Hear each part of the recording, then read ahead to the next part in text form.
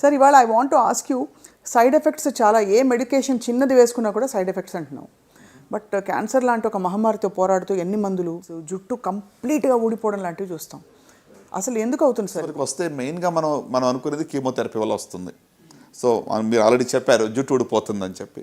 So ఎందుకు వస్తుంది జుట్టు, ఎందుకు ఊడిపోతుంది అసలు ఆ కీమోథెరపీని మనం ఆలోచిస్తే, క్యాన్సర్ యొక్క కణాలు ర్యాపిడ్గా విభజన చెందుతూ ఉంటాయి. వీటిని అటాక్ చేయడానికి ఇచ్చే మందులు కూడా ఎక్కడైతే సెల్స్ ఫాస్ట్గా డివైడ్ అయితే వాటన్నిటిని కూడా చంపేస్తాయి.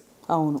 సో అంటే వీటికి డిస్క్రిప్షన్ ఉండదు, క్యాన్సర్ కణాలు మాత్రమే అటాక్ చేయాలి కూడా ఉండదు. ఇది ఓల్డ్ కీమోథెరపీ వల్ల మనకి టార్గెట్ థెరపీస్ వస్తున్నాయి.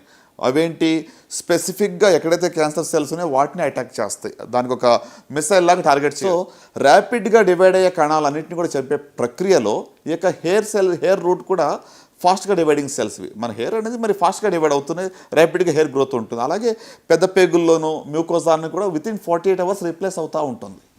సో ఈ యొక్క కణాలన్నీ కూడా మరి అటాక్ ఫాస్ట్ అవుతూ ఉంటాయి అన్నమాట. అంటే క్యాన్సర్ కణాలతో పాటు ఇది సైడ్ ఎఫెక్ట్ ఎందుకు, ఇది ఏంటంటే కొలాటరల్ డ్యామేజ్. బ్లడ్లో ఉన్న క్యాన్సర్ కణాలను అటాక్ చేసినప్పుడు కూడా మీ యొక్క హెయిర్ ఉన్నటువంటి యొక్క రూట్స్ని అటాక్ చేసినప్పుడు హెయిర్ లాస్ అనేది ఉంటుంది.